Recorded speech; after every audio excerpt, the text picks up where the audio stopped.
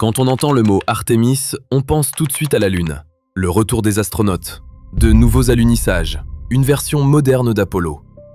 Mais si ce n'était que la surface de l'histoire, et si Artemis ne parlait pas vraiment de la Lune, mais de Mars? Parce que plus on regarde ce que la NASA teste, plus le plan global devient clair. Artemis ne consiste pas seulement à retourner sur la Lune, c'est un programme pour apprendre à vivre au-delà de la Terre. Construire des abris, utiliser les ressources locales, maintenir des astronautes en vie dans un monde hostile, loin de chez eux. Et c'est essentiel, parce que Mars n'est pas juste une autre destination. Mars est un problème de survie. Sa surface est glaciale, poussiéreuse, exposée aux radiations, et protégée par presque aucune atmosphère ni champ magnétique global. Les bases futuristes que l'on imagine à la surface de la planète rouge ne sont peut-être pas réalistes du tout. Les premières vraies bases martiennes devront peut-être être souterraines, cachées sous la roche, enterrées sous le sol, protégées de la planète elle-même. Et ça change totalement notre façon de voir Artemis. Parce que la Lune n'est peut-être que le terrain d'essai, Mars pourrait être le vrai plan. Artemis est souvent présenté comme le grand retour de la NASA sur la Lune, et techniquement, c'est vrai. Mais cette fois, l'objectif n'est pas seulement de se poser, de récolter quelques échantillons, de prendre des images puis de rentrer sur Terre. Apollo a déjà prouvé que les humains pouvaient atteindre la Lune. Artemis essaie de prouver quelque chose de beaucoup plus difficile. Est-ce que des humains peuvent y rester? Est-ce qu'ils peuvent travailler plus longtemps? Est-ce qu'ils peuvent construire des systèmes capables de survivre dans l'espace profond? Est-ce qu'ils peuvent préparer des missions où la Terre n'est plus seulement à quelques jours de distance? C'est ça, la vraie différence. Artemis n'est pas juste une répétition du passé. C'est un programme de test pour le futur. Chaque lancement, chaque vol d'Orion, chaque combinaison spatiale, chaque atterrisseur, chaque concept d'habitat fait partie d'une question beaucoup plus grande. Comment garder des humains en vie loin de la Terre pendant des semaines, des mois, puis peut-être des années? Parce qu'avant d'envoyer des astronautes sur Mars, la NASA a besoin d'un endroit pour s'entraîner. Et la Lune est assez proche pour être atteinte, mais assez hostile pour nous apprendre ce que survivre veut vraiment dire. La Lune est le terrain d'entraînement idéal pour Mars. Elle est assez proche pour que les astronautes puissent l'atteindre en quelques jours. Mais une fois sur place, elle devient un environnement de survie extrême. Pas d'air respirable, pas d'eau liquide à la surface, pas d'atmosphère épaisse. Des écarts de température brutaux, des radiations venues de l'espace profond, et une poussière capable d'endommager les équipements, les combinaisons et les machines. C'est exactement pour ça que la Lune est importante. Parce que chaque problème rencontré là-bas devient une leçon pour Mars. Comment produire de l'énergie dans un environnement hostile? Comment construire des habitats capables de protéger un équipage? Comment réparer du matériel quand aucun sauvetage rapide n'est possible? Comment utiliser les matériaux sur place au lieu de tout apporter depuis la Terre? C'est ce qu'Artemis teste réellement. Pas seulement comment visiter un autre monde, mais comment commencer à y vivre. Mars n'est pas juste une lune plus lointaine, c'est une mission complètement différente. Un voyage vers la Lune prend quelques jours, un voyage vers Mars prend des mois. Et une fois arrivés, les astronautes ne pourront pas simplement faire demi-tour quand ils le souhaitent. La distance, l'alignement des planètes et les limites de nos vaisseaux font qu'une mission martienne pourrait durer plusieurs années. Et ça change tout. Chaque système doit être plus fiable, chaque réparation devient plus critique, chaque erreur devient plus dangereuse. Sur la Lune, la Terre reste visible dans le ciel. Sur Mars, la Terre devient un minuscule point lumineux. C'est pour ça qu'Artemis est si important. Avant d'envoyer des humains aussi loin, la NASA doit prouver que des astronautes peuvent survivre, travailler et s'adapter dans des endroits où la Terre ne peut plus les sauver rapidement. Mars ne concerne pas seulement l'exploration, Mars concerne l'autonomie. Quand on imagine une future base sur Mars, on pense souvent à quelque chose de spectaculaire à la surface. Un habitat brillant, un dôme transparent, des astronautes qui marchent sous un ciel rouge. Mais la surface de Mars n'est pas accueillante, elle est exposée. L'atmosphère est extrêmement fine, les températures peuvent chuter brutalement. La poussière peut recouvrir les machines, bloquer la lumière du soleil et user les équipements. Et sans champ magnétique global, les radiations deviennent l'une des plus grandes menaces pour la vie humaine. C'est tout le problème. Une base à la surface peut sembler futuriste, mais elle peut aussi être extrêmement vulnérable. Sur Mars, survivre dépendra peut-être moins de notre capacité à construire vers le haut et beaucoup plus de notre capacité à descendre sous terre.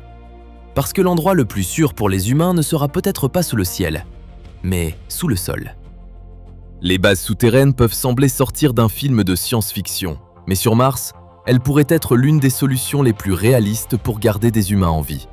L'idée est simple, utiliser la planète elle-même comme protection. Au lieu de placer des habitats entièrement exposés à la surface, les futurs équipages pourraient les enterrer sous le sol martien, les construire dans des cavernes naturelles ou les installer à l'intérieur d'anciens tunnels de lave. Cette couche de roches et de poussière pourrait aider à protéger les astronautes des radiations. Elle pourrait réduire les dangers liés aux températures extrêmes. Elle pourrait protéger les équipements des tempêtes de poussière. Et elle pourrait rendre une base beaucoup plus résistante face à l'environnement hostile de Mars. C'est pour ça que le futur de Mars ne ressemblera peut-être pas à de grandes villes en verre sous un ciel rouge.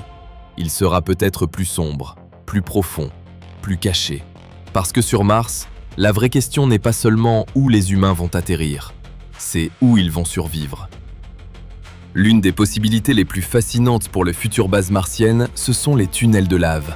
Sur Terre, les tunnels de lave se forment lorsque de la lave en fusion crée des galeries souterraines. Et les scientifiques pensent que des structures similaires pourraient exister sur Mars. Mais sur Mars, elles pourraient être beaucoup plus grandes. Et c'est important parce qu'un tunnel de lave n'est pas juste une grotte vide. Il pourrait devenir un bouclier naturel. La roche au-dessus pourrait aider à bloquer les radiations. L'espace souterrain pourrait rester plus stable que la surface. Et les astronautes pourraient l'utiliser pour installer des habitats, du stockage, des laboratoires ou même de futures zones de construction. Au lieu de construire chaque mur à partir de zéro, les humains pourraient utiliser une structure que la planète a déjà créée. C'est pour ça que les tunnels de lave sont aussi intéressants. Ils pourraient transformer Mars, non plus en paysage exposé et mortel, mais en monde rempli d'abris cachés sous la surface. Avant que des humains puissent vivre sous terre sur Mars, la NASA doit d'abord prouver les bases beaucoup plus près de nous. Et c'est là qu'Artemis entre en jeu. Sur la Lune, les astronautes pourront tester les systèmes dont un futur équipage martien dépendra chaque jour. Habitat pressurisé, combinaison fiable, système de survie, production d'énergie, recyclage de l'eau, recyclage de l'air.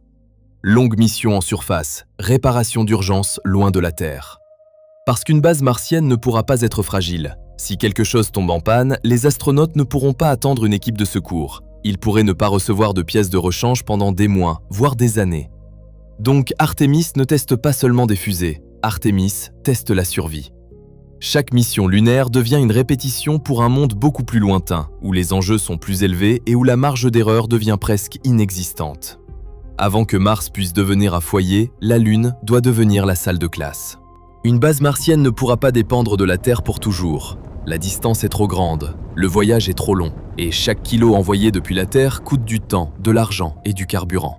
Les futurs astronautes devront donc utiliser ce qu'ils trouvent autour d'eux. C'est ce qu'on appelle utiliser les ressources locales. Sur la Lune, Artemis peut tester cette idée avec les matériaux disponibles sur place. Comment chercher de la glace? Comment extraire des ressources utiles? Comment transformer un sol hostile en matériaux de construction? Comment produire de l'oxygène, de l'eau ou même du carburant avec ce qui existe déjà sur place? Et sur Mars, cela devient encore plus important. Une base enterrée ou un habitat souterrain aura besoin d'énergie, d'air, d'eau, de pièces de rechange et de protection. Elle ne pourra pas survivre uniquement grâce aux cargaisons envoyées depuis la Terre. Artemis ne consiste donc pas seulement à atteindre un autre monde. Il consiste à apprendre comment utiliser ce monde pour rester en vie. Mais survivre sur Mars n'est pas seulement un problème d'ingénierie, c'est aussi un problème humain.